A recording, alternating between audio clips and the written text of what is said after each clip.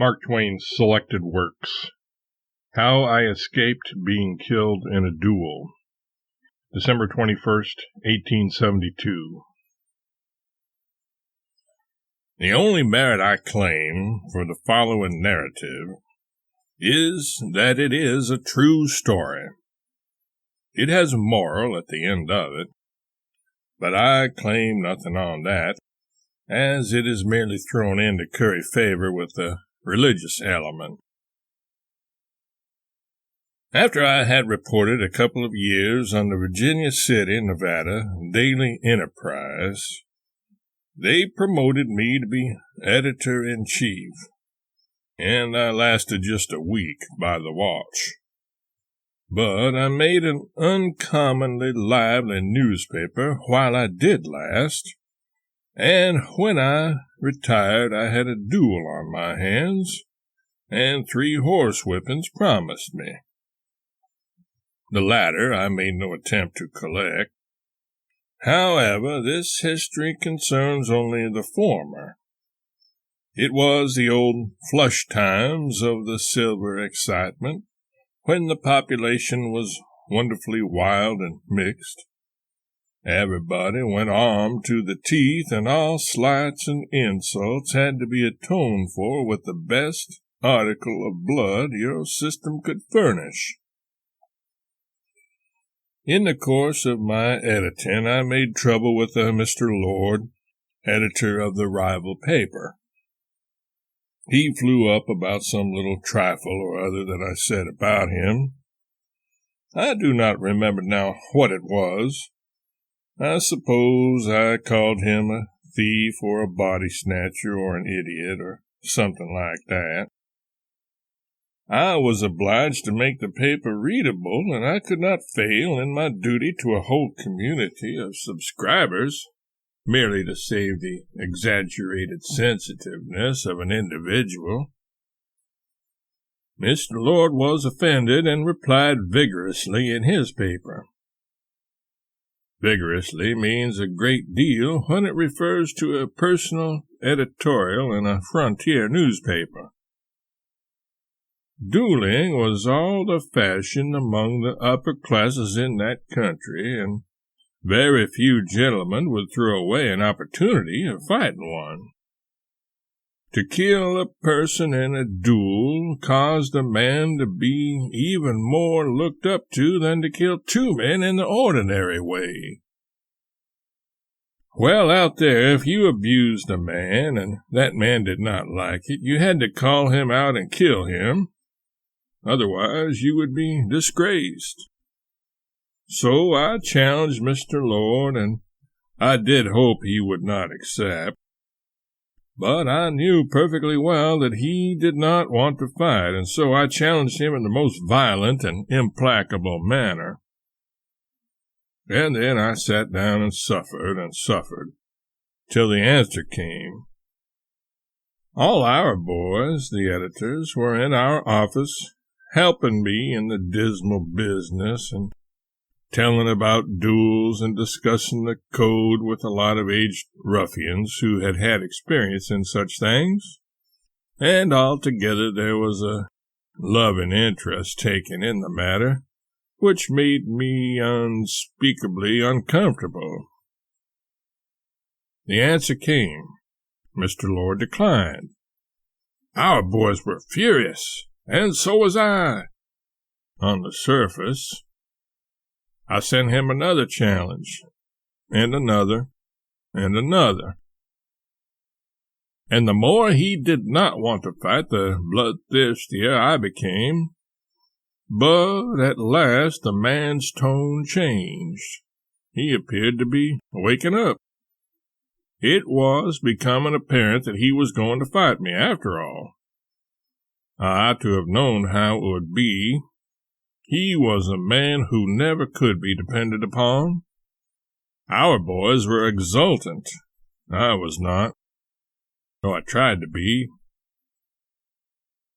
It was now time to go out and practice. It was the custom there to fight duels with Navy 6-shooters at 15 paces. load, and empty till the game for the funeral was secured. We went to a little ravine just outside of town and borrowed a barn door for a target. Borrowed it of a gentleman who was absent, and we stood this barn door up and stood a rail on end against the middle of it to represent Lord, and put a squash on top of the rail to represent his head. He was a very tall, lean creature, the poorest sort of material for a duel. Nothing but a lion shot could fetch him, and even then he might split your bullet. Exaggeration aside, the rail was, of course, a little too thin to represent his body accurately, but the squash was all right. If there was any intellectual difference between the squash and his head, it was in favor of the squash. Well, I practiced and practiced at the barn door and could not hit it. And I practiced at the rail and could not hit that, and I tried hard for the squash and could not hit the squash. I would have been entirely disheartened, but that occasionally I crippled one of the boys, and that encouraged me to hope. At last we began to hear pistol shots nearby in the next ravine. We knew what that meant. The other party were out practicing too. Then I was in the last degree distressed, for of course those people would hear our shots, and they would send spies over the ridge, and the spy would find my barn door without a wound or a scratch, and that would simply be the end of me. For, of course, that other man would immediately become as bloodthirsty as I was. Just at this moment, a little bird, no larger than a sparrow, flew by and lit on a sagebrush about 50 paces away. And my little second, Steve Gillis, who was a matchless marksman with a pistol, much better than I was, snatched out his revolver and shot the bird's head off. We all ran to pick up the game, and sure enough, just at this moment some of the other duelists came reconnoitering over the little ridge. They ran to our group to see what the matter was, and when they saw the bird, Lord Second said, "That was a splendid shot. How far off was it?" Steve said, with some indifference, "Oh, no great distance. About 50 paces. 50 paces! Heavens alive, who did it? My man Twain. The mischief he did. Can he do that often?" "Well, yes, he can do it about 4 times out of 5. I knew the little rascal was lying, but I never said anything. I never told him so. He was not of a disposition to invite confidences of that kind, so I let the matter rest.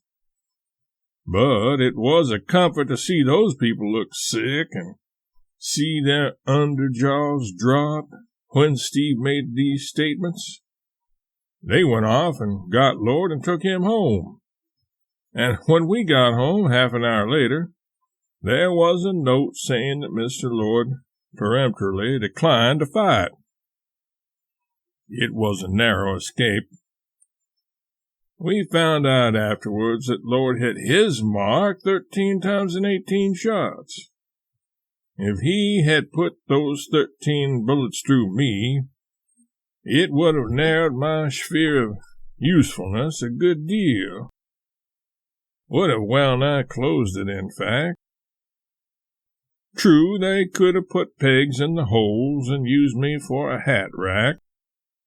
But what is a hat rack to a man who feels he has intellectual powers?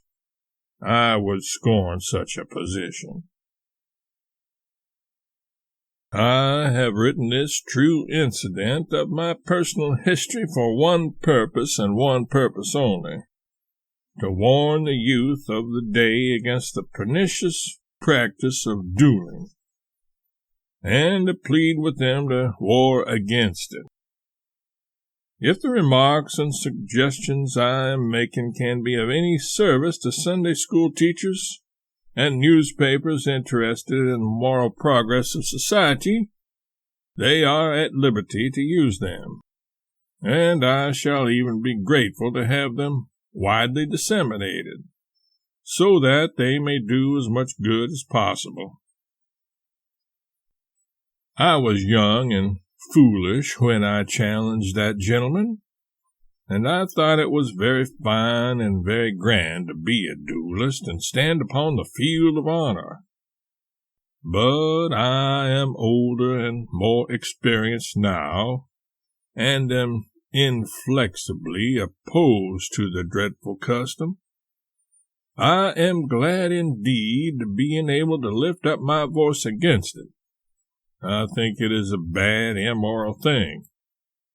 I think it is every man's duty to do everything he can to discourage dueling. I always do now. I discourage it upon every occasion. If a man were to challenge me now that I can fully appreciate the iniquity of that practice, I would go to that man and take him by the hand and lead him to a quiet, retired room and kill him.